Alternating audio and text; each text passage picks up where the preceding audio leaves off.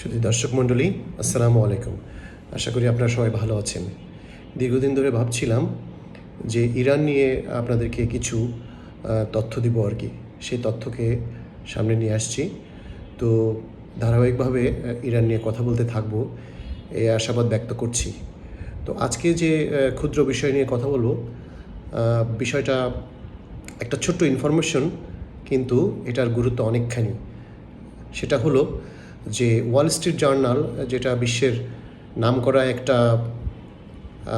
পত্রিকা, অত্যন্ত বিশ্বাসযোগ্য একটা পত্রিকা, সেই ওয়াল স্ট্রিট জার্নালের একটা প্রতিবেদন অনুযায়ী দেখা যাচ্ছে যে ইউরোপ এবং কানাডা এরা মিলে চেষ্টা করছে ন্যাটো, যেটা নর্থ আটলান্টিক ট্রিটি অর্গানাইজেশন, যেটা ইউরোপ এবং আমেরিকার কোলাবোরেশনে বা সহযোগিতায় একটা প্যাক্ট ছিল, সেই প্যাক্টের বিপরীতে শুধুমাত্র ইউরোপ এবং কানাডা মিলে তারা আমেরিকাকে বাদ দিয়েই নতুন করে একটা সামরিক প্যাক্ট গঠনের চেষ্টা করছে।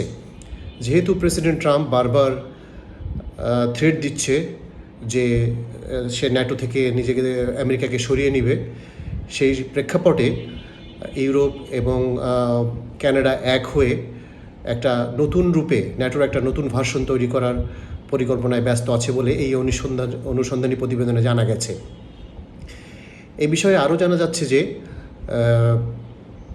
ইউরোপের যে শক্তিশালী দেশগুলো, যেমন জার্মানি, ফ্রান্স, স্পেন এবং ইটালি, এরা সবাই দ্বিপক্ষীয়, ত্রিপক্ষীয় এবং চতুর্পক্ষীয় মিটিং করছে গোপনে গোপনে।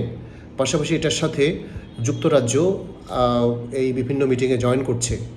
এবং আমেরিকা যদি সত্যি সত্যি ন্যাটো থেকে নিজেদেরকে প্রত্যাহার করে নেয়, তাহলে ইউরোপের যে প্রতিরক্ষার রূপরেখা কেমন হবে সেটা নিয়ে তারা একটা সম্ভাব্য কাঠামো তৈরি করছে। অনুসন্ধানে বলছে যে এই প্যাক্টে বা এই সমঝোতায় কানাডাও সামিল থাকবে। এটা যদি সত্যিকার অর্থেই বাস্তবায়ন হয়, তাহলে যে বিশ্বের যে গ্লোবাল অর্ডার, তাহলে সেটা অনেকখানি পরিবর্তন হবে এবং আমেরিকার যে একচ্ছত্র অধিপত্য, বৈশ্বিক আধিপত্য, সেই আধিপত্য অনেকখানি খর্ব হবে। তো প্রতিবেদনের সর্বশেষে উপসংহার হিসেবে বলা হয়েছে যে এই সম্ভাবনা ব্যাপক এবং আশা করা যাচ্ছে যে ন্যাটোর এই নতুন ভার্সন বা ইউরোপিয়ান ডিফেন্স প্যাক্ট ফ্রেমওয়ার্ক, এই নামেও এটা আবির্ভূত হতে পারে। সব ক্ষেত্রে যদি এটা হয়, তাহলে কিন্তু বিশ্ব যে গ্লোবাল অর্ডার আমরা বলছি, সেই গ্লোবাল অর্ডারের অনেকখানি পরিবর্তন হবে এবং আমেরিকা বস্তুত একঘরে হয়ে পড়বে এখান থেকে। তো এই ছিল আজকের আপডেট। আশা করি সামনে আরও নতুন নতুন আপডেট নিয়ে আপনাদের সামনে হাজির হব। সবাইকে অনেক ধন্যবাদ। আসসালামু আলাইকুম।